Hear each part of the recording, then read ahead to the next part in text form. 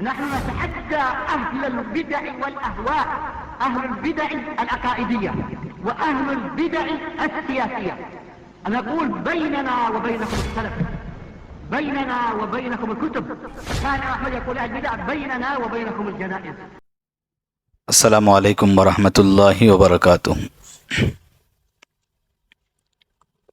ان الحمد للہ نحمده ونستعینه ونستغفره ونعوذ باللہ من شرور انفسنا ومن سیئات اعمالنا، من يهده اللہ فلا مضل له ومن يضلل فلا هادي له، واشهد ان لا اله الا الله وحده لا شريك له، واشهد ان محمدا عبده ورسوله، ارسله بالحق بشيرا ونذيرا وداعيا الى الله باذنه وسراجا منيرا، اما بعد فان خير الحديث كتاب الله، وخير الهدي هدي محمد صلى الله عليه وسلم، وشر الامور محدثاتها، وكل محدثة بدعة، وكل بدعة ضلالة، وكل ضلالة في النار۔ وقد قال الله تبارك وتعالى في كلامه المجيد والفرقان الحميد، فأعوذ بالله السميع العليم من الشيطان الرجيم، يا أيها الذين آمنوا اتقوا الله حق تقاته ولا تموتن إلا وأنتم مسلمون، يا أيها الناس اتقوا ربكم الذي خلقكم من نفس واحدة وخلق منها زوجها وبث منهما رجالا كثيرا ونساء، واتقوا الله الذي تساءلون به والأرحام إن الله كان عليكم رقيبا، يا أيها الذين آمنوا اتقوا الله وقولوا قولا سديدا يصلح لكم أعمالكم ويغفر لكم ذنوبكم، ومن يطع الله ورسوله فقد فاز فوزا عظيما۔ رب اشرح لي صدري ويسر لي امري واحلل عقدة من لساني يفقهوا قولي، اللهم انفعني بما علمتني وعلمني ما ينفعني زدني علما، ربي زدني علما، سبحانك لا علم لنا الا ما علمتنا انك انت العليم الحكيم۔ ہر قسم کی تعریف اللہ کے لیے ہے، ربنا ولک الحمد حمدا کثیرا طیبا مبارکا فی۔ درود نازل ہو تمام انبیاء پر، خصوصاً پیارے نبی محمد صلی اللہ علیہ وسلم پر، اللہم بارک وسلم۔ معزز و محترم ناظرین، جیسا کہ آپ لوگوں نے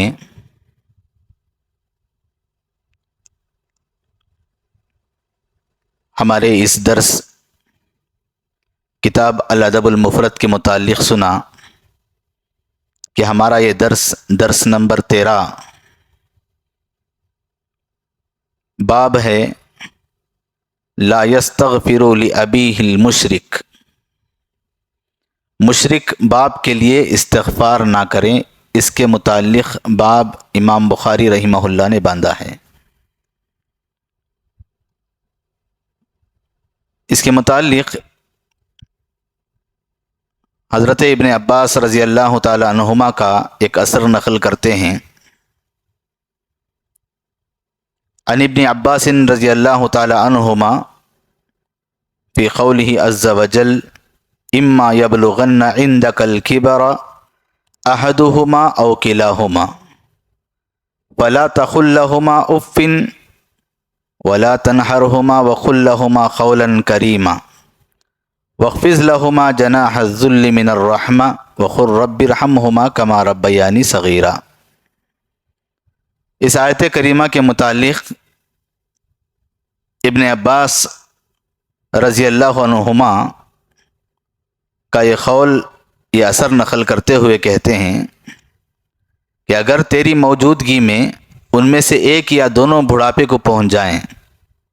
ماں باپ میں سے یا باپ ہو یا ماں ہو، ان دونوں میں سے کوئی ایک بڑھاپے کو پہنچ جائیں تو ان کے آگے اف تک نہ کہنا، نہ ہی انہیں ڈانٹ ڈپٹ کرنا، بلکہ ان کے ساتھ ادب و احترام سے گفتگو کرنا، عاجزی اور محبت کے ساتھ ان کے سامنے تواضع کا بازو پست کیے ہوئے رکھنا، دعا کرتے رہنا، اے میرے رب، اے میرے پروردگار، ان پر ایسے ہی رحم کر جس طرح انہوں نے بچپن میں میری پرورش کی۔ اس کے بارے میں کہتے ہیں کہ یہ سورہ برات کی درجہ ذیل آیت کریمہ منسوخ کر دیا اس بات سے، ما کان لنبی والذین آمنوا ان یستغفروا للمشرکین۔ کہتے ہیں اللہ تبارک و تعالی نے پیغمبر اور ایمان والوں کے لیے یہ کہا کہ جائز نہیں پیغمبروں اور ایمان والوں کو کہ وہ مشرکین کے لیے مغفرت کی دعا مانگیں، اگرچہ وہ خرابت دار ہی کیوں نہ ہو، اور اس کے امر کے ظاہر ہو جانے کے بعد کہ یقیناً وہ دوزخی ہیں۔ یہ حضرت ابن عباس رضی اللہ عنہما کا ایک اثر یہاں پر نقل کیا ہے امام بخاری نے۔ اس آیت کریمہ سے معلوم یہ ہوتا ہے کہ ماں باپ کے حق میں اولاد کو دعا کرنا یہ ضروری ہے۔ اب یہ دیکھنا ہے کہ اللہ تبارک و تعالیٰ نے جو حکم دیا ہے کہ ان کے بڑھاپے میں ان میں سے ایک میں یا دونوں میں جب بڑھاپے کی عمر کو پہنچ جاتے ہیں تو اللہ تبارک و تعالیٰ نے جو ادب بیان کیا ہے تو اس کو ملحوظ رکھنے کے لیے کیا یہ ضروری ہے کہ اگر ماں باپ اگر مشرک ہوں، کفریہ کام کرتے ہوں، شرکیہ کام کرتے ہوں، تو کیا ان کو دعا نہ کیا جائے؟ تو اس کے متعلق ساری تفصیلات میں آپ کے سامنے پیش کرنے کے لیے جا رہا ہوں۔ ایک بندے کو جو حکم ہوتا ہے، جیسے میرے والدین بچپن میں مجھ پر رحم کیے ہیں، اے اللہ تو بھی ان کے اوپر ویسے ہی رحم فرما، یہ دعا اولاد اپنے والدین کے حق میں کرتی ہے، یہ والدین کا حق ہے، یہ زندہ والدین کے لیے بھی ہے اور انتقال جو کر چکے ہیں وہ والدین کے لیے بھی ہے۔ ابھی جو ہمارے سامنے موجود ہیں، ہمارے والد ہو یا والدہ ہو، ان کے لیے بھی یہ دعا کرنا ہے، اور جو انتقال کر چکے ہیں جو والدین، ان کے لیے بھی یہ دعا کرنا ہے۔ یہ والدین مشرک ہیں، اگر مشرک ہوں تو کیسے ان کو دعا کی جا سکتی ہے، کس طرح دعا کیا جا سکتا ہے؟ امام بخاری رحمہ اللہ نے جو ان کا اثر نقل کیا ہے کہ اپنی کتاب میں باب لا کر یہ مسئلہ بتایا ہے کہ نبی کریم صلی اللہ علیہ وسلم اپنے والدین کی مغفرت کی دعا کرنے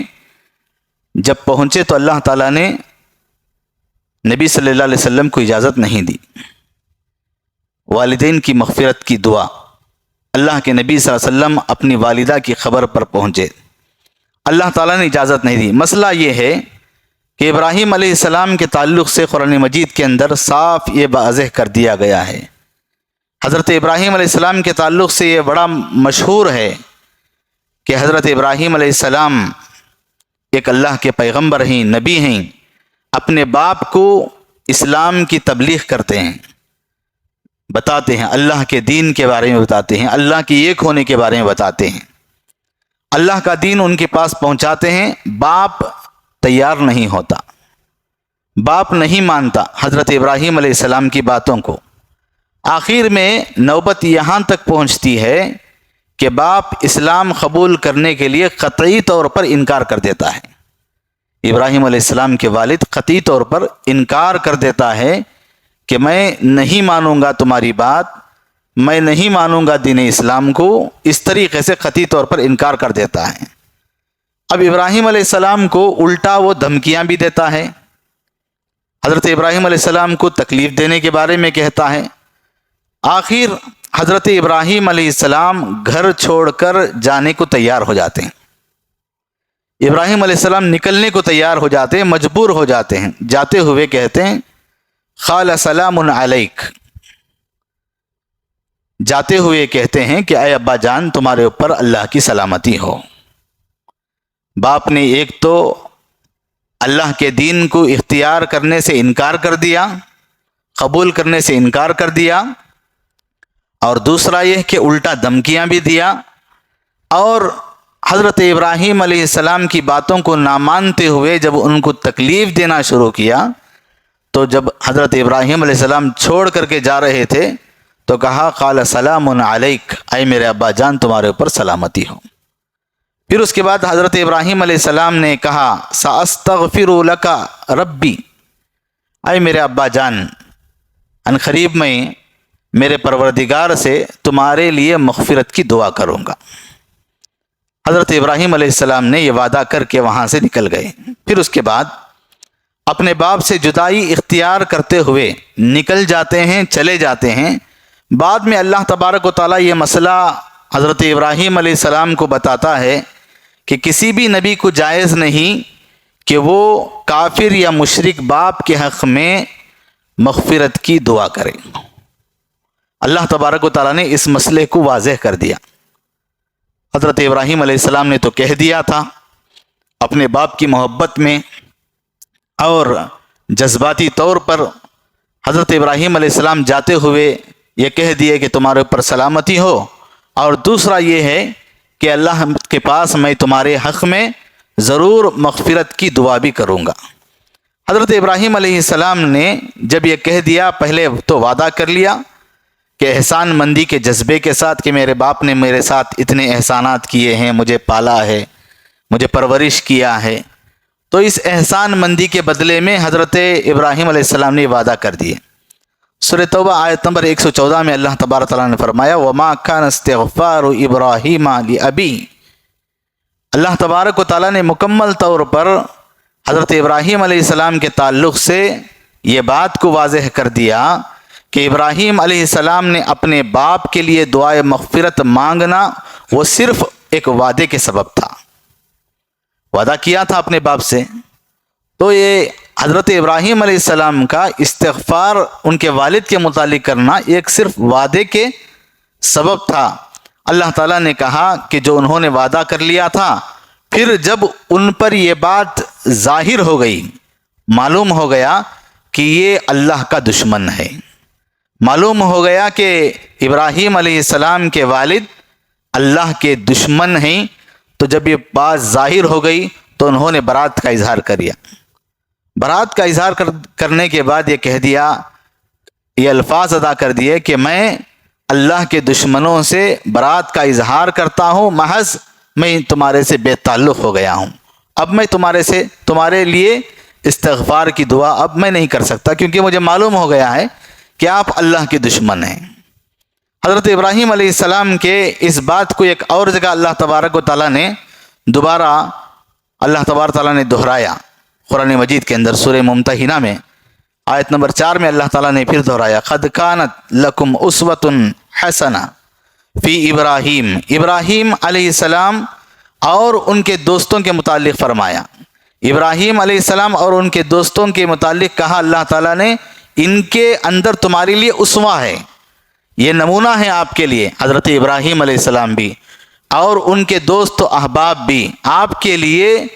وہ والذین معہ جو ان کے ساتھ ہیں وہ آپ کے لیے اسوہ ہیں، نمونہ ہیں۔ پھر اللہ تعالیٰ نے اسی آیت کے آخر میں اللہ تعالیٰ نے فرمایا الا قول ابراہیم لابیہ لاستغفرن لک،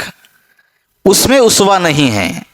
وہ قول میں اسوہ نہیں ہے ابراہیم جس کے بارے میں ابراہیم علیہ السلام نے اپنے باپ کے متعلق استغفار طلب کی تھی، اس میں نہیں۔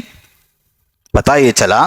اللہ تعالیٰ یہاں پر بھی اس بات کو واضح کرنا چاہ رہا ہے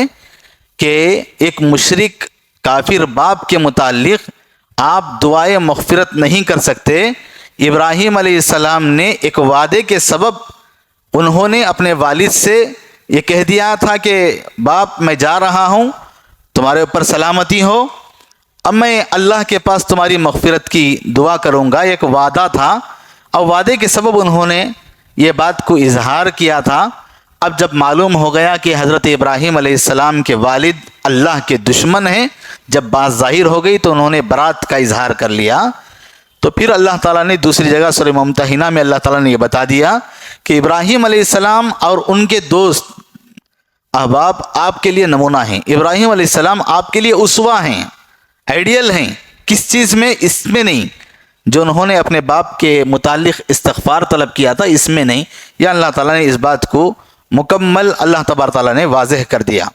شریعت کا واضح حکم یہی ہے کہ کافر اور مشرک باپ ہو یا اور کوئی ہو تو ان کے متعلق استغفار کی دعا نہ کی جائے، چاہے وہ کوئی بھی ہوں، چاہے باپ ہوں، چاہے ماں ہو، چاہے بہن ہو، چاہے بھائی ہوں، چاہے آپ کے دوست و احباب ہوں، چاہے آپ کے ماں باپ میں سے اس رشتے میں سے ہوں، چاہے سسرالی رشتے میں سے ہوں، یا کوئی آپ کے ساتھ لین دین کرتا ہو، یا آپ کے کوئی اور دوست ہو، لیکن یاد رکھو مشرک اور کافر کے حق میں مغفرت کی دعا نہیں کر سکتے۔ یہ بات شریعت نے واضح کر دیا، اور یہاں پر بتا دیا کہ وہ کسی بھی مشرک اور کافر شخص کے لیے دعائے مغفرت کوئی بھی نہ کرے، اگر وہ چاہے زندہ ہو، چاہے اگر وہ زندہ ہوں تو زندہ لوگوں کے لیے آپ ہدایت کی دعا کر سکتے ہیں، مرنے کے بعد ان کی مغفرت کی دعا نہیں کر سکتے۔ کفر کی حالت میں اگر ان کا انتقال ہو جائے، کفر کی حالت میں مر جائیں، کفر کی حالت میں، شرک کی حالت میں اگر مر جائیں تو آپ ان کے لیے دعا نہیں کر سکتے۔ یہ بھی جان لیں کہ آپ اگر دعا کر بھی رہے ہیں تو آپ کی دعا قبول بھی نہیں ہوگی، آپ کی دعا وہ قبول بھی نہیں ہوگی، اس لیے کہ اللہ تعالیٰ نے پہلے ہی سے یہ بات واضح کر دیا ہے کہ کافر اور مشرکوں کے متعلق اللہ کا یہ فیصلہ ہے کہ اللہ تبارک و تعالیٰ نے ان کو جہنم تیار کر دیا ہے۔ اب اللہ تبارک و تعالیٰ اپنے فیصلے کو بدلنے والے نہیں، اللہ تبارک و تعالیٰ اپنے فیصلے کو نہیں بدلیں گے، اس لیے آپ اپنی دعا یہ مت کرو کہ کافر باپ ہے، مشرک باپ ہے، والدہ ہیں، ماں ہے، مشرک ہے، کافر ہے، آپ کے دوست و احباب ہیں، آپ کے کوئی رشتہ دار ہیں، اگر یہ مشرک ہیں تو ان کے متعلق اللہ تبارک و تعالیٰ نے یہ فیصلہ کر دیا ہے کہ ان کا ٹھکانہ جہنم ہے۔ اب آپ کی دعا سے اللہ تبارک و تعالیٰ کا یہ فیصلہ، یہ قانون نہیں بدلے گا، تو اس لیے آپ ان کے حق میں، مشرک اور کافر ماں باپ کے حق میں دعا مت کیجئے۔ اگر دعا کرتے بھی ہیں تو ان کے حق میں دعا قبول نہیں ہوگی، یہ اللہ کا قانون ہے۔ تو اسی طرح آپ کے ساتھ یہ مسئلہ اگر یہ آتا ہے کہ آپ دعا کر رہے ہیں، والدین کے حق میں دعا کر رہے ہیں، لوگ آپ سے اصرار کر رہے ہیں کہ آپ دعا کریں، تو یقین مانو کہ آپ یہ کہہ سکتے ہیں کہ اللہ تبارک و تعالیٰ کا جو حکم ہمیں ملا ہے، ہمیں حکم کی، اللہ تبارک و تعالیٰ کے حکم کو توڑ کر نہیں جانا ہے۔ اگر ہم نے مان لیا کہ کسی کے کہنے کے بعد ہم دعا کر رہے ہیں کسی مشرک کے بارے میں، کسی کافر کے بارے میں، تو یہاں پر اللہ تبارک تعالیٰ کی نافرمانی ہو رہی ہے۔ یہاں پر سب سے پہلے تو اللہ کے حکم کو مان کر چلنا ہے کہ اللہ کا حکم یہ ہے کہ آپ کسی بھی مشرک کے کافر کے بارے میں دعا نہ کریں۔ اگر دعا کرتے ہیں تو آپ اللہ کے حکم کو بھی توڑتے ہیں، اور دعا کرتے ہیں تو آپ کی دعا قبول بھی نہیں ہوگی۔ اگر وہ زندہ ہیں تو صرف ان کی ہدایت کے لیے دعا کر سکتے ہیں، اگر وہ کفر کی اور شرک کی حالت میں ان کا انتقال ہو جاتا ہے تو آپ ان کے حق میں دعا نہیں کر سکتے۔ پتہ یہ چلا کہ والدین ہو یا کوئی بھی شخص ہو بغیر توبہ کے مر جاتا ہے تو ایسے وقت میں ان کے حق میں دعا نہیں کی جاتی، ان کے حق میں مغفرت کی دعا نہیں کی جا سکتی، اور وہ دعا قبول بھی نہیں ہوگی۔ ایک وضاحت ہے اس کے متعلق، وضاحت یہ ہے کہ ایک کفر اور شرک والے والدین جسے کہتے ہیں، ہو سکتا ہے اس میں غیر مسلم بھی ہوں، ہندو ہوں، عیسائی ہوں، یہودی ہوں، یا کوئی بھی ہوں جو اسلام کے علاوہ ہوں، انہوں نے اسلام قبول ہی کیا نہیں۔ ایک تو ایسے آدمی کو بھی کفر والے، شرک والے کہا جاتا ہے، مشرک کہتے ہیں، کفر والے کہتے ہیں۔ ایک دوسرا طریقہ یہ ہے کہ ایک والدین ایسے ہیں کہ انہوں نے اسلام تو قبول کیا ہے، اسلام قبول کیا ہے، کلمہ پڑھا ہے، لیکن اسلام قبول کرنے کے بعد، کلمہ پڑھنے کے بعد ان کے اندر شرکیہ اعمال آ جاتے ہیں، کفریہ اعمال آ جاتے ہیں، تو ان کا کیا مسئلہ ہے؟ یہاں پر یہ کہا گیا ہے کہ جو کفر کرتے ہیں، شرک کرتے ہیں، تو ایسے لوگوں کے بارے میں دعائے مغفرت نہ کی جائے۔ اب یہ دوسرا حصہ یہ ہے کہ ایک والدین ایسے ہیں جنہوں نے کفر بھی نہیں کیا ہے، کفر کی حالت میں بھی نہیں ہے، وہ مشرک بھی نہیں ہے، لیکن اسلام قبول کیے ہیں یا باپ دادا کے زمانے سے مسلمان ہیں، لیکن وہ شرکیہ اعمال کرتے ہیں، تو ان کے بارے میں کیا کہا جاتا ہے؟ اس کے متعلق دو قول یہاں پر اہل علم نے ذکر کیا ہے۔ والدین جنہوں نے کلمہ پڑھا، مسلمان رہے، لیکن ان کے اندر کفر آ گیا، شرک آ گیا، کیا ان کے حق میں دعائے مغفرت نہیں کر سکتے؟ اس مسئلے کو واضح کرنے کے لیے، سمجھنے کے لیے اہل علم نے کہا کہ پہلی بات تو یہ ہے کہ ہم کو معلوم کرنا چاہیے کہ وہ کس مسئلے میں مشرک ہیں، کس چیز میں مشرک ہیں، وہ کون سے ایسے اعمال ہیں جس کے کرنے کی وجہ سے وہ مشرک ہو جاتے ہیں، وہ کافر ہو جاتے ہیں۔ کیونکہ ہم میں سے بہت سارے لوگ آج کے معاشرے میں ایسے ہیں، چھوٹی چھوٹی باتوں پر یہ کہہ دیتے ہیں کہ شرک ہے، ان کو شرک کا علم نہیں ہوتا، شرک کسے کہتے ہیں ان کو معلوم نہیں ہے، وہ کن چیزوں کو اختیار کرنے کے بعد وہ شرک کہلاتا ہے وہ معلوم نہیں ہے، کون سی چیزیں، کون سے عمل کرنے کے بعد وہ بدعت کہلاتا ہے اس کے بارے میں ان کو علم نہیں ہے، لیکن وہ چھوٹی چھوٹی باتوں پر یہ کہہ دیتے ہیں کہ شرک ہے۔ مثال کے طور پر ہمارے معاشرے میں بہت سارے ایسے لوگ ہیں جو یہ کہہ دیتے ہیں کہ فاتحہ پڑھنا شرک ہے، حالانکہ ان کو معلوم نہیں شرک کسے کہتے ہیں، دھڑلے سے کہتے ہیں فاتحہ خوانی کرنا یہ شرک ہے، یہ کہہ دیتے ہیں۔ اس میں دو طرح کی باتیں آتی ہیں۔ ایک آدمی ہے جو فاتحہ خوانی کرتا ہے، وہ فاتحہ خوانی کیوں کرتا ہے؟ اگر اس سے پوچھا جائے تو وہ کہتا ہے کہ میں اللہ کے تقرب کے لیے فاتحہ خوانی کر رہا ہوں، اللہ کی کبریائی، اللہ کی بڑائی بیان کرنے کے لیے میں فاتحہ خوانی کر رہا ہوں، اللہ کی تعظیم کے لیے میں فاتحہ خوانی کر رہا ہوں، برکت حاصل کرنے کے لیے میں فاتحہ خوانی کر رہا ہوں، اس کا یہ مقصد ہوتا ہے۔ تو اس کو کیا کہا جائے گا؟ اس کو شرک کہا جائے گا؟ اس کو شرک نہیں کہا جائے گا، اس کو کہتے ہیں بدعت ہے، یہ بدعت ہے، جو اللہ کے رسول صلی اللہ علیہ وسلم نے نہیں کیا سو عمل آپ کر رہے ہیں، ہم کر رہے ہیں، تو اس کو ہم بدعت کہتے ہیں۔ ایک آدمی ہے جو فاتحہ خوانی کر رہا ہے کسی بابا کے نام پر، کسی خبر پہ بیٹھ کر کے، ان کی تعظیم کے لیے، خبر پرست کے خبر میں موجود اس ولی یا اس آدمی یا اس انسان کے متعلق یہ کہتا ہے کہ میں ان کی تعظیم کے لیے، یہ فلاں مزار والے بابا کی تعظیم کے لیے، میں اس پیر کے لیے، میں اس ولی کی تعظیم کے لیے، میں اس خبر شریف کہہ کر اس کی تعریف کرتے ہوئے یہ کہتا ہے کہ میں ان کے اوپر چادر چڑھا رہا ہوں اور ان کے نام پر میں فاتحہ خوانی کر رہا ہوں، ان کے نام پر میں بکرا ذبح کر رہا ہوں، ان کے نام پر میں مٹھائیاں تقسیم کر رہا ہوں، اس پر میں فاتحہ خوانی کر رہا ہوں۔ تو یہ کیا ہوا؟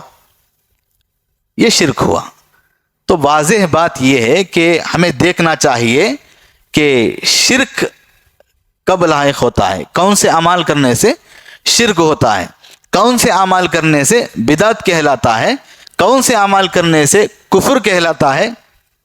سب سے پہلے معاشرے کے لوگوں کو اس کے بارے میں جان لینا چاہیے، چھوٹی چھوٹی باتوں پر یہ نہیں کہہ جانا چاہیے کہ یہ شرک ہے، یہ شرک ہے، یہ شرک ہے، یہ شرک ہے، ہر چیز کو شرک نہیں کہنا چاہیے۔ تو یہ بات واضح ہوئی ہے، پتہ یہ چلا کہ وہ آدمی جو صرف اللہ کی بڑائی اور اللہ کی بزرگی کے لیے، اس سے برکت حاصل کرنے کے لیے اگر کوئی ایسا کر رہا ہے تو ایسے آدمی کے لیے، ایسے آدمی کے حق میں یہ ہے کہ دعائے مغفرت اس کے لیے بھی نہ کی جائے۔ جو آدمی کسی ایسے مزار یا کسی اور چیز پر تبرک حاصل کرنے کے لیے، ان کی تعظیم کے لیے اور پھر ان کی بڑائی کے لیے، اس مزار میں رہے ہوئے مرے ہوئے انسان کے لیے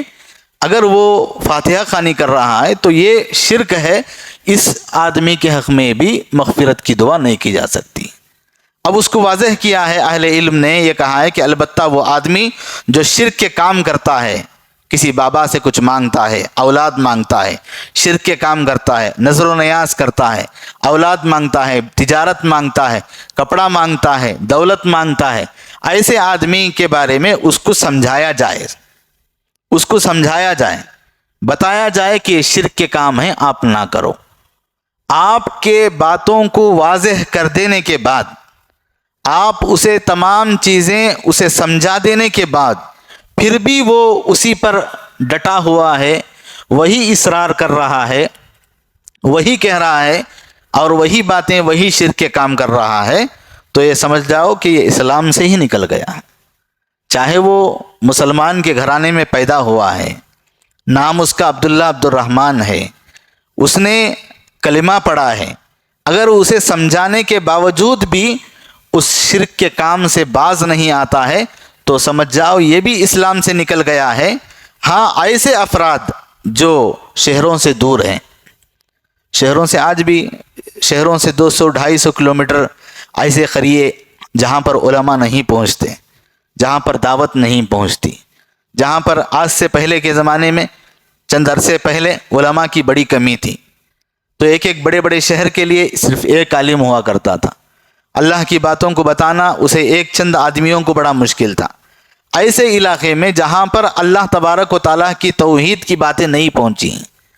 اب وہ لوگ اللہ تبارک و تعالیٰ کی یہ باتیں ان کے پاس نہیں آئی، ان کی تربیت ہی شرک و بدعت میں ہوئی۔ بہت سارے ایسے بھی آپ کو پرانے زمانے کے لوگ ملیں گے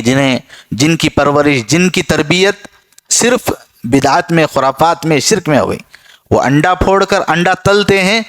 وہ انڈے کا ایک کڑھائی بناتے ہیں، انڈا پھوڑتے ہیں تو کہتے ہیں یا غوث، یا حسین، یا حسن۔ یہ ان کو معلوم نہیں کہ اللہ کا نام لیں۔ ایسے لوگ جن کی تربیت ہی، جن کی شروعات ہی بدعات سے، خرافات سے ہوئی اور ان کے پاس کوئی پہنچا بھی نہیں بتانے کے لیے، تو اہل علم نے کہا کہ یہاں پر ایک چیز یہ ملتی ہے کہ جن کے پاس ہماری دعوت نہیں پہنچی، جن کے پاس اللہ تعالیٰ کی یہ باتیں نہیں پہنچی، ان کے پاس کوئی بتانے کے لیے نہیں گیا، تو ان کے حق میں مغفرت کی دعا کی جا سکتی ہے۔ اہل علم نے یہاں پر قرآن مجید کی سورہ الاسراء آیت نمبر 15 کو ذکر کرتے ہوئے کہا وَمَا كُنَّ مُعَذِّبِينَ حَتَّى نَبْعَثَ رَسُولًا۔ اللہ تبارک تعالیٰ نے یہ فرمایا کہ ہم اس وقت تک عذاب دیتے نہیں،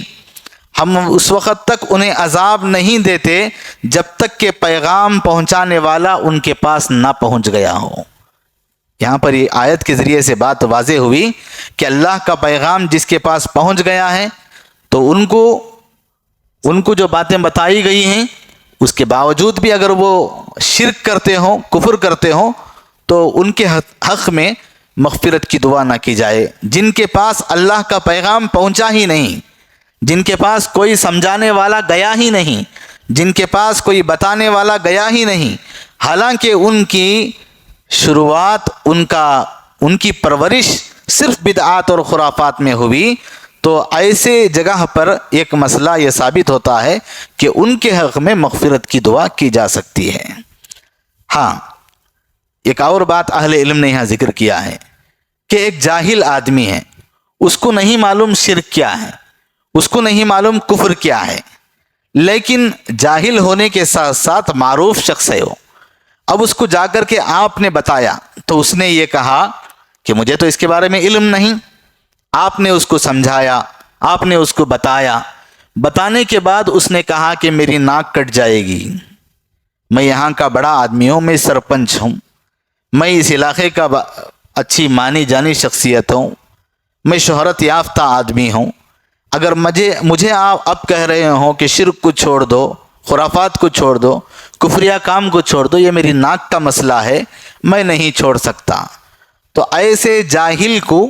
جسے بتا دیا گیا ہو تو پھر ایسے آدمی، ایسے جاہل کے حق میں بھی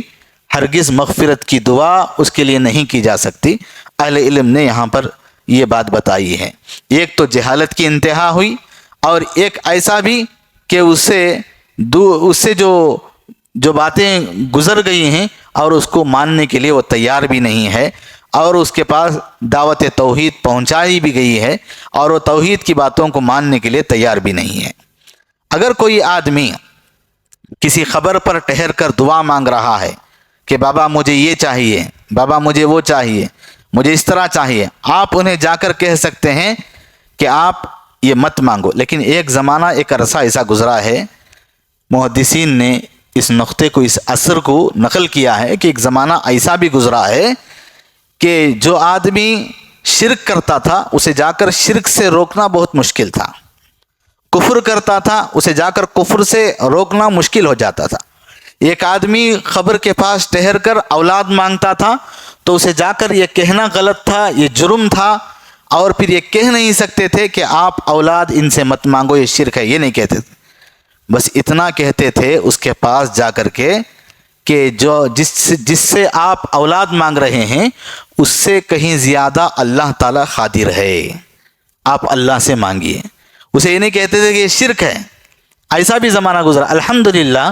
اللہ تبارک و تعالیٰ نے ہمیں ایسے زمانے میں اللہ تعالیٰ نے پیدا کیا ہے کہ آج ہم لوگ ایک جگہ پر بیٹھ کر شرک کے بارے میں کھلی گفتگو کر رہے ہیں، کفر کے بارے میں ساری واضح باتیں کر رہے ہیں، توحید کے ہم لوگ دروس چلا رہے ہیں۔ الحمدللہ ہماری باتیں لوگوں تک پہنچ رہی ہیں اور لوگ ہماری باتوں کو سن رہے ہیں۔ اس زمانے میں اللہ تعالیٰ نے، اللہ کا شکر ہے، اللہ کا فضل ہے، ہم کو پیدا کیا، ایسے حالات گزرے ہیں۔ تو یہ بات واضح ہو رہی کہ کفر اور شرک کے اندر ملوث والد ہو یا والدہ ہو یا ان میں سے کوئی ایک ہو تو ایسے، یا ان کے علاوہ کوئی اور آپ کے رشتہ دار یا دوست و احباب، آپ کے پہچان والے، آپ کے بزنس پارٹنر، اگر کوئی ایسے آدمی ہو تو آپ یہ سوچیں ان کے متعلق کہ ہم ان کی مغفرت کی دعا کر دیں، تو یہ ہرگز نہیں ہو سکتا۔ جس کے پاس اللہ تعالیٰ کا یہ علم پہنچ چکا ہے اور واضح ہو گیا ہے کہ یہ کفر ہے، یہ شرک ہے، اگر اس میں وہ ملوث ہیں تو ان کے حق میں دعائے مغفرت نہیں کی جا سکتی۔ اس لیے ہم ہمارے آبا و اجداد کے بارے میں سوچتے ہیں تو دکھ یہ ہوتا ہے کہ انہوں نے کیسی زندگی گزاری، کیا ان کے پاس توحید کی باتیں پہنچی ہیں، کیا ان کے پاس شرک کی باتیں واضح ہوئی ہیں کہ یہ شرک ہے، یہ کفر ہے۔ تو اللہ کے نبی صلی اللہ علیہ وسلم کو جو اللہ تبارک و تعالیٰ نے جو بات بتائی ہے، تو نبی علیہ السلام کو جو تسلی کا سامان ہمارے لیے بنا دیا ہے، اس بات سے ہمیں مکمل یہ واضح ہوتا ہے کہ اللہ کے نبی صلی اللہ علیہ وسلم، جو مسلم شریف کی حدیث ہے، پیارے نبی صلی اللہ علیہ وسلم اپنی والدہ کی خبر پر پہنچے تو سب سے پہلے اللہ کے نبی صلی اللہ علیہ وسلم کی آنکھیں نم ہو گئیں، آپ علیہ السلام کی آنکھوں سے آنسو جاری ہو گئے۔ صحابہ کرام وہاں پر پہنچے، صحابہ کرام بھی اللہ کے نبی کو روتا ہوا دیکھ کر صحابہ کے بھی آنکھوں میں آنسو آ گئے۔ پھر اللہ کے نبی صلی اللہ علیہ وسلم نے اللہ تبارک تعالیٰ سے درخواست کی اپنے والدہ کی مغفرت کی دعا کے لیے۔ اللہ تبارک و تعالیٰ نے صاف انکار کر دیا کہ آپ کی والدہ کے متعلق آپ دعائے مغفرت نہیں کر سکتے۔ کسی بھی پیغمبر کو اور مومنوں کو یہ جائز نہیں ہے کہ وہ اپنے مشرک اور کافر والدین کے حق میں دعا کریں، دعائے مغفرت کریں، یہ جائز نہیں ہے۔ تو یہ بات واضح ہوتی ہے، واضح ہوئی، اور یہ مسئلہ صاف واضح ہو گیا کہ جب نبی علیہ السلام کو یہ حکم نہیں دیا گیا ہے، یہ دعا آپ علیہ السلام کی قبول نہیں کی گئی ہے، تو ہم کسی کو بھی کہ ہماری کیا حیثیت ہے کہ ہم لوگ اللہ کے پاس جو ہے مشرک کافر والدین کے متعلق دعا کریں یا کسی بھی انسان کے متعلق دعا کریں۔ تو یہ مسئلہ واضح ہوا۔ دوسرا باب جو امام بخاری رحمہ اللہ نے لایا، باب بر الوالدی المشرک، مشرک باپ سے حسن سلوک کرنا۔ اب ہم نے جو اس باب کو ابھی پڑھا کہ مشرک باپ کے حق میں دعائے مغفرت نہیں کر سکتے، تو اس کا مطلب یہ نہیں کہ ان کے ساتھ حسن سلوک بھی نہیں کر سکتے، ایسا نہیں۔ یہاں پر یہ حکم دیا گیا کہ آپ ان کے حق میں دعائے مغفرت نہ کرو، ہم اس کو مانیں گے، لیکن اللہ تبارک تعالیٰ نے یہاں پر یہ حکم نہیں دیا ہے کہ آپ مشرک ماں باپ کے ساتھ حسن سلوک نہ کرو، یہ حکم نہیں دیا گیا ہے۔ شریعت کا حکم ہے کہ آپ کے اگر والدین میں یا ایک یا دونوں بھی مشرک ہوں تو آپ ان کے لیے ان کے تعلق سے دعوت دے سکتے ہیں، آپ ان کو منع کر سکتے ہیں وہ کام سے۔ اگر وہ پھر بھی اسی پر ڈٹے رہیں، شرک کا کام کرتے رہیں اور آپ کو بھی وہ دعوت دیں شرک کی طرف آؤ، تو آپ ان کی اطاعت نہ کرو۔ آپ کو دعوت دیتے ہیں کہ آپ بھی شرک کے کام کرو، آپ ان کی اطاعت نہ کرو، اور آپ کو منع کرتے ہیں توحید کے اوپر رہنے کے لیے، ان کی بات مت مانو۔ لیکن اتنا یہ ہے کہ اگر آپ کے والدین مشرک ہوں، کفریہ کام کرتے ہوں، شرکیہ کام کرتے ہوں، آپ کو منع بھی کرتے ہوں اور آپ کو حکم بھی دیتے ہوں کہ آپ توحید کی باتوں پر نہ چلو، ایک اللہ کو نہ مانو، تو ایسی صورت میں بھی آپ کو ان کے ساتھ حسن سلوک کرنا ضروری ہے۔ مشرک والدین کے ساتھ آپ حسن سلوک کریں گے، آپ ان کی وہ بات نہیں مانیں گے، لیکن ان کے ساتھ اچھا معاملہ کریں گے، ان کی دیکھ ریکھ اچھی کریں گے، ان کی دیکھ بھال اچھی کریں گے، ان کی دوائیوں کا، ان کی صحت کا خیال رکھیں گے، ان کی خدمت اچھی کریں گے، یہ آپ کے اوپر واجب ہے، واجب ہے۔ ماں باپ اگر مشرک بھی ہوں تب بھی آپ کے اوپر یہ واجب ہے۔ آپ کی طرف سے ریاکشن ایسا نہیں ہونا چاہیے کہ ہم، اگر آپ توحید کی باتوں کو نہیں مانتے یا ہم پر توحید پر نہیں رہنے دیتے تو ہم آپ کی خدمت نہیں کرتے، آپ کو دوائیاں نہیں دلاتے، آپ کو کھانا پانی نہیں دیتے، آپ کو ہمارے گھر میں نہیں رکھتے۔ اس طرح سے آپ کا ریاکشن نہیں ہونا چاہیے۔ اللہ تبارک و تعالیٰ نے یہاں پر قرآن مجید کی اس آیت میں اللہ تبارک و تعالیٰ نے فرمایا، جو حضرت سعد بن ابی وقاص رضی اللہ تعالیٰ عنہ کا جو یہاں پر اثر نقل کیا ہے امام بخاری رحمہ اللہ نے اس باب میں، وَإِن جَاهَدَاكَ عَلَىٰ أَن تُشْرِكَ بِهِ مَا لَيْسَ لَكَ بِهِ علم۔ اللہ تبارک و تعالیٰ کی اس آیت کو یہاں پر پیش کرتے ہوئے کہا گیا ہے کہ اگر آپ کے والدین آپ کو یہ زبردستی کر رہے ہوں کہ آپ شرک کریں، آپ کفر کریں، تو آپ ایسی چیزوں کے ساتھ ان کی بات نہ مانو۔ یہاں پر حضرت سعد بن ابی وقاص رضی اللہ تعالیٰ عنہ کی بات کو ذکر کرتے ہوئے کئی باتیں اس باب کے اندر امام بخاری نے لایا ہے، کئی باتیں یہاں پر لائے ہیں، جس میں سے سعد بن ابی وقاص خود یہ کہتے ہیں کہ اللہ کی کتاب کی 4 آیتیں میرے بارے میں نازل ہوئی، اللہ تعالیٰ کی کتاب کے 4 آیتیں میرے بارے میں نازل ہوئی۔ تو اس کے تعلق سے یہ کہتے ہیں کہ میری والدہ نے قسم کھا لی کہ وہ نہ کھائے گی نہ پیے گی یہاں تک کہ میں محمد کو چھوڑ دوں، تو اللہ تعالیٰ نے یہ آیت نازل فرمایا۔ حضرت سعد بن ابی وقاص رضی اللہ تعالیٰ عنہ کے تعلق سے آتا ہے کہ روایات میں یہ کہتے ہیں کہ حضرت سعد بن ابی وقاص اتنے فرما بردار تھے ان کی والدہ کے، اتنا ان کی خدمت کرتے تھے، ان کو دکنے نہیں دیتے تھے، بہت زیادہ خدمت کرنے والے حضرت سعد بن ابی وقاص اپنی والدہ کی بہت دیکھ بھال کرتے تھے۔ جب حضرت سعد بن ابی وقاص اسلام قبول کر لیے، اسلام قبول کر لینے کے بعد ان کی ماں نے اپنے دل میں سوچا کہ میرا بیٹا میرا اتنا خیال رکھتا ہے، میری اتنی خدمت کرتا ہے، میرا اتنا لحاظ کرتا ہے، تو انہوں نے قسم کھا لی کہ میں نہ کچھ کھاؤں گی نہ کچھ پیوں گی، بلکہ میں اس وقت تک اس دھوپ میں بیٹھ کر انتظار کروں گی، عرب کی وہ گرمی، وہ مکہ کے اندر وہ ریتیلی زمین پر بیٹھ کر آنے جانے والے سب پوچھتے رہے کہ سعد بن ابی وقاص اتنا فرما بردار ہے، آخر کیا ہو گیا ہے کہ اس کی ماں دھوپ میں جل رہی ہے اور یہ کہہ رہی ہے کہ میں اس وقت تک کھاؤں گی نہیں، اس وقت تک پیوں گی نہیں جب تک کہ میرا بیٹا سعد بن ابی وقاص واپس اسلام سے واپس نہ آ جائے۔ حضرت سعد بن ابی وقاص گئے اور جا کر اپنے گھٹنے، اپنے گڑگے ٹیک دیا اپنی والدہ کے سامنے، کہا کان میں جا کر کے کہا، ماں میں تیرا فرما بردار بیٹا ہوں، ماں تجھ جیسی 100 مائیں بھی ہوتی اور وہ مجھے یہ کہتی کہ تو اسلام کو چھوڑ دے، تو ماں میں ہرگز اسلام کو چھوڑنے والا نہیں، میں اسلام کو چھوڑنے والا نہیں، میں محمد کے دین کو چھوڑنے والا نہیں۔ تو لہٰذا اس وقت جب حضرت سعد بن ابی وقاص کے تعلق سے یہ آزمائش آ رہی تھی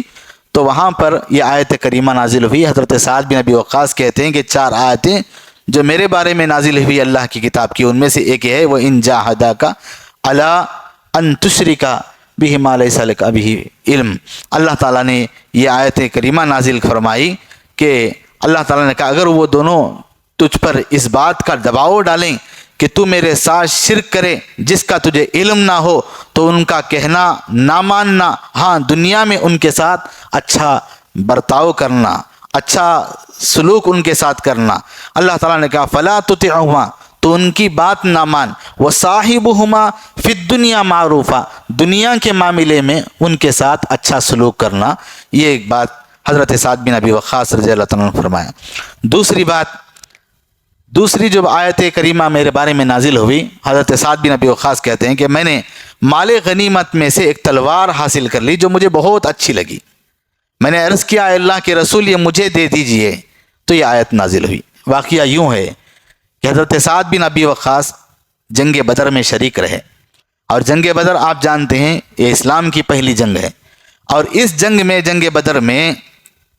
بہت سارے مال غنیمت کو چیزوں کو حاصل کیا مسلمانوں نے۔ تو حضرت سعد بن ابی وقاص نے ایک تلوار کو دیکھا جو وہاں پڑی ہوئی تھی، تو فوراً وہ تلوار ان کو پسند آ گئی، انہوں نے اس تلوار کو اٹھا لیا اور اٹھا کر آئے اللہ کے نبی سے فرمایا اے اللہ کے نبی مال غنیمت میں سے یہ تلوار مجھے چاہیے، مجھے پسند ہے اور یہی مجھے چاہیے۔ تو اس وقت یہ آیت نازل ہوئی یسألونک عن الانفال۔ اللہ تبارک تعالیٰ نے اس کے بارے میں یہ واضح کیا کہ وہ آپ سے مال غنیمت کے متعلق پوچھتے ہیں، اے اللہ کے نبی صلی اللہ علیہ وسلم مال غنیمت کے بارے میں یہ بتائیے کہ جو چیز مال غنیمت میں ان کو پسند آتی ہے وہ نہیں دیا جائے گا، وہ نہیں دی جا سکتی۔ اس کے بعد اللہ کے نبی صلی اللہ علیہ وسلم نے مال غنیمت کے تعلق سے وہ باتیں بتائی کہ دیکھو مال غنیمت ان کو اتنا ملے گا، ان کو یہ ملے گا، ان کو اس طرح ملے گا، ان کو اس طرح ملے گا۔ نبی علیہ السلام نے ساری تفصیل مال غنیمت کے بارے میں بتائی۔ سعد بن ابی وقاص کہتے ہیں کہ پہلی آیت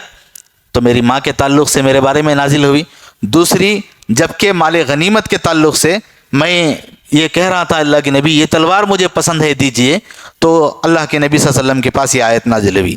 تیسری بات حضرت سعد بن ابی وقاص نے کہا کہ میرے بارے میں یہ نازل ہوئی کہ میں بیمار ہو گیا تو رسول اللہ صلی اللہ علیہ وسلم میری عیادت کے لیے آئے۔ سعد بن ابی وقاص بیمار ہو گئے، بہت زیادہ بیمار ہو گئے۔ اللہ کے رسول صلی اللہ علیہ وسلم تشریف لائے، میں نے عرض کیا اے اللہ کے رسول میں چاہتا ہوں کہ اپنا مال تقسیم کر دوں، تو کیا میں اپنا مال نصف مال آدھا مال وصیت کر سکتا ہوں؟ آپ صلی اللہ علیہ وسلم نے فرمایا نہیں کر سکتے۔ میں نے پوچھا تیسرا حصہ 1/3 کر دوں؟ تو میں نے جب یہ بات کہی تو اللہ کے رسول صلی اللہ علیہ وسلم خاموش ہو گئے، لہٰذا اس کے بعد 1/3 حصہ مال کی وصیت کرنا جائز ہو گیا۔ حضرت سعد بن ابی وقاص جب بیمار ہوئے تو لوگوں نے کہا کہ ہو سکتا ہے سعد بن ابی وقاص اسی بیماری میں مر جائیں گے۔ اب جب لوگوں کی یہ باتیں سن رہے تھے، اللہ کے نبی صلی اللہ علیہ وسلم سعد بن ابی وقاص کے پاس آئے تو اللہ کے نبی صلی اللہ علیہ وسلم سے سعد بن ابی وقاص نے کہا اللہ کے رسول ہو سکتا ہے کہ میں اسی بیماری میں ختم ہو جاؤں، میں مر جاؤں۔ اے اللہ کے رسول میرے پاس مال بہت زیادہ ہے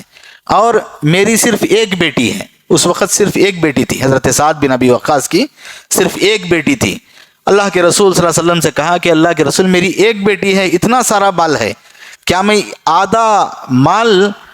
میں وصیت کر دوں، اللہ کے دین کے لیے وصیت کر دوں یا پھر کسی اور کے لیے وصیت کر دوں کہ آدھا مال ان کو دو، آدھا مال میری بیٹی کو دے دو؟ اللہ کے رسول صلی اللہ علیہ وسلم نے کہا کہ ہرگز نہیں، آدھا مال تو نہیں کر سکتے۔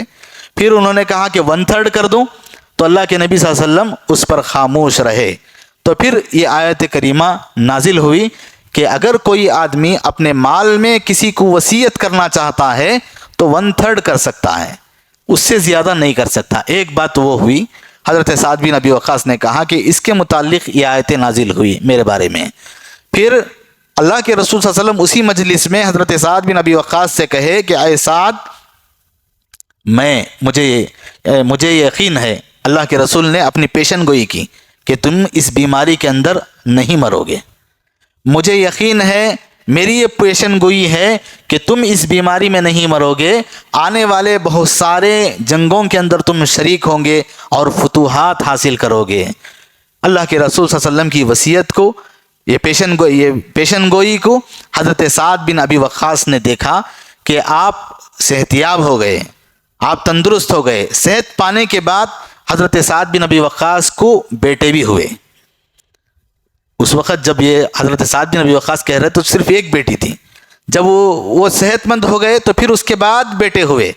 تو اس کے بعد ان کو یہ سمجھ میں آیا کہ شریعت کا یہ اصول کہ ہم لوگ کبھی بھی جلدی کے ساتھ کوئی فیصلہ نہ کریں اور وصیت نہ کر دیں، بلکہ اگر میں ایسا کرتا تو نقصان ہوتا، پھر اس کے بعد اپنے بچوں کے اندر یہ ان کا مال تقسیم ہوا۔ تو شریعت کی یہ بات یہاں پر جو بتائی جا رہی ہے، تو کوئی آدمی یہ نہ کہے کہ میرا مال میرے بچوں میں تقسیم ہونے سے پہلے، وراثت تقسیم ہونے سے پہلے، یہ کسی کو اجازت نہیں کہ وہ کسی کے بارے میں وصیت کر دے۔ آج بہت سارے لوگ یہ غلطی کرتے ہیں۔ غلطی کیا کرتے ہیں؟ اگر ان کا بیٹا ان سے جھگڑا کر رہا ہے، ماں باپ سے جھگڑا ہے، ناراضگی میں ہے، بیٹی جھگڑا کر رہی ہے، ناراضگی میں ہے، بچے نہیں حکم مان رہے ہیں، ناراضگی میں ہیں، تو وہ کیا کرتے ہیں؟ تو یہ کہتے ہیں کہ ان کو میں کچھ نہیں دوں گا، میں مسجد کو لکھ دوں گا، میں کسی مدرسے کو لکھ دوں گا، یہ پراپرٹی میرے بچوں کو نہیں دوں گا۔ کیوں؟ اس لیے کہ انہوں نے میری بات نہ مانی، میری اطاعت نہ کی، اس لیے۔ غلط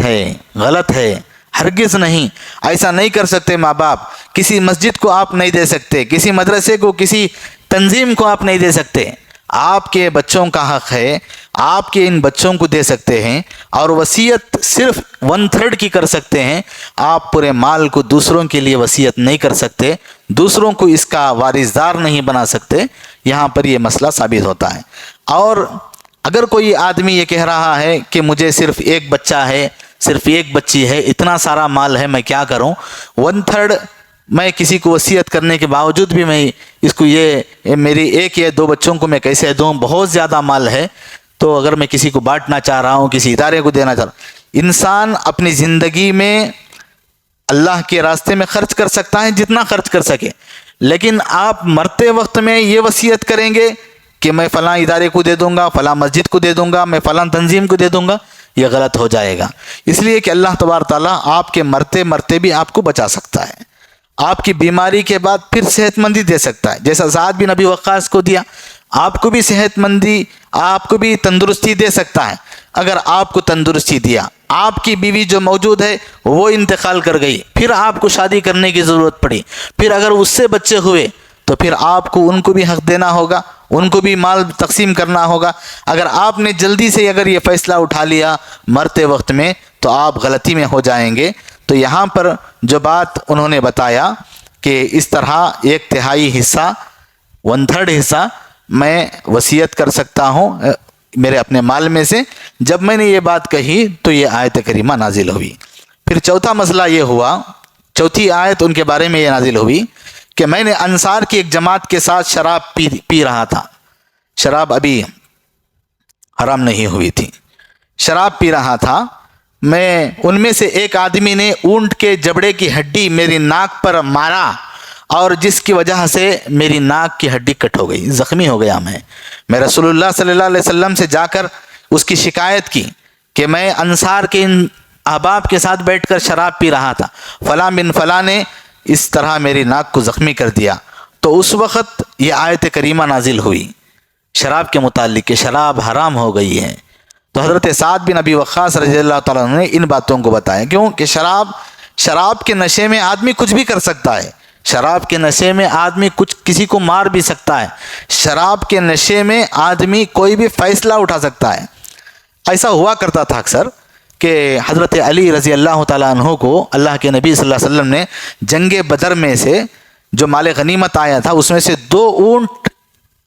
اللہ کے رسول صلی اللہ علیہ وسلم نے حضرت علی کو دیے تھے۔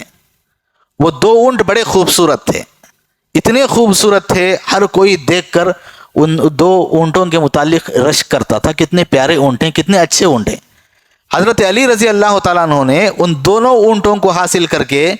ایک میدان میں لے جا کر کے باندھ دیے تھے، اور پھر ان کو چرا رہے تھے، اور پھر یہ کہہ رہے تھے کہ میں ان اونٹوں کو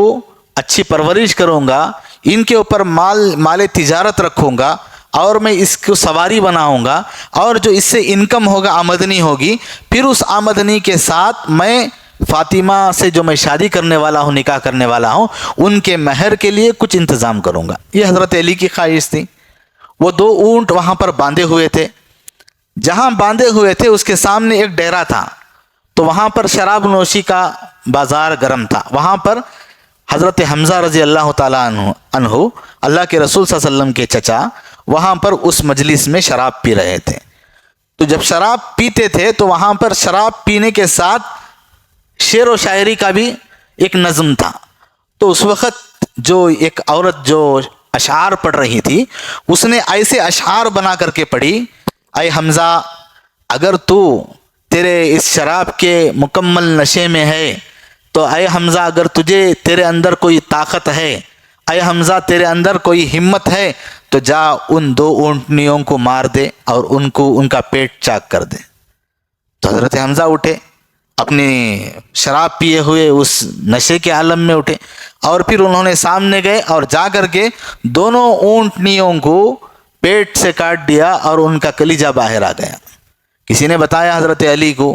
اللہ کے رسول نے جو آپ کو مال غنیمت میں سے جو 2 اونٹنی دی تھی تو وہ 2 اونٹنی حمزہ نے اس کو ان کے پیٹ کاٹ کر کے کلیجہ باہر کر دیا. حضرت علی بھاگ کر کے وہاں گئے، جا کر دیکھا واقعہ صحیح ہے.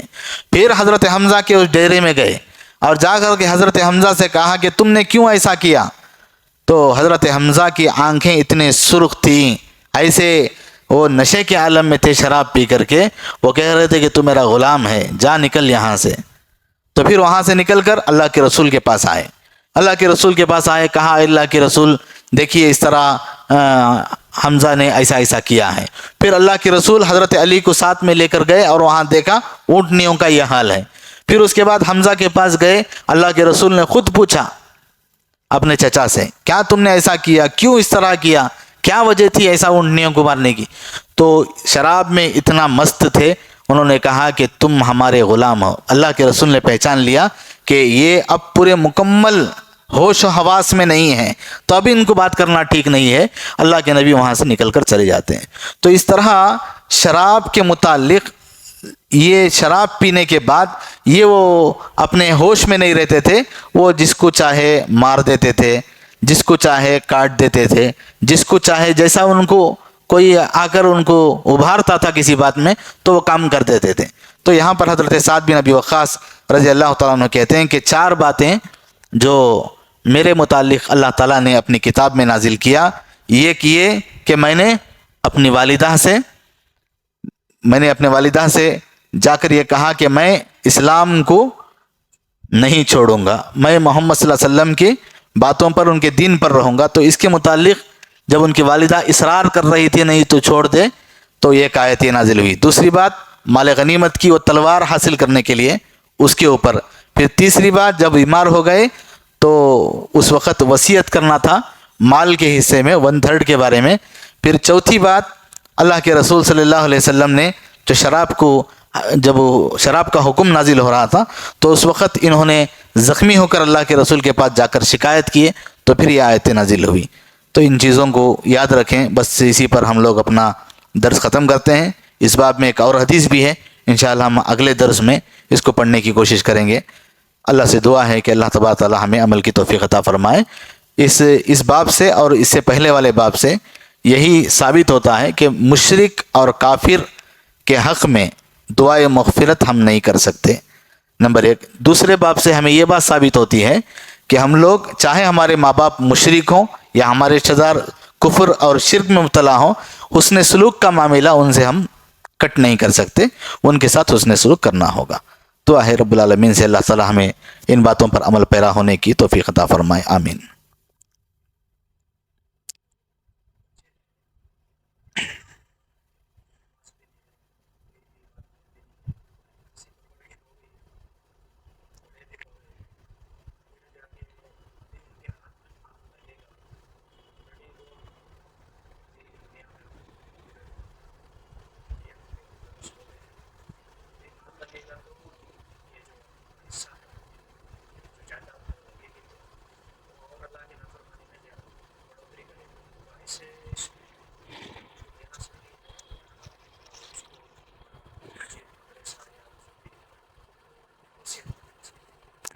وارثین کا جو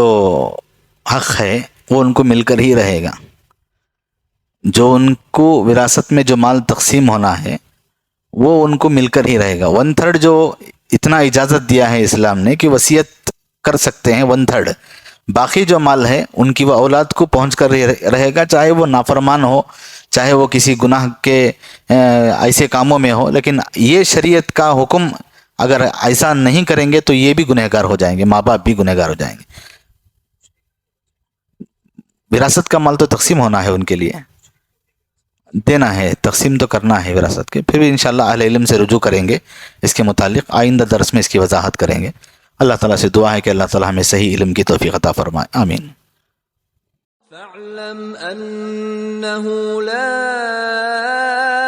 إله إلا الله واستغفر لذنبك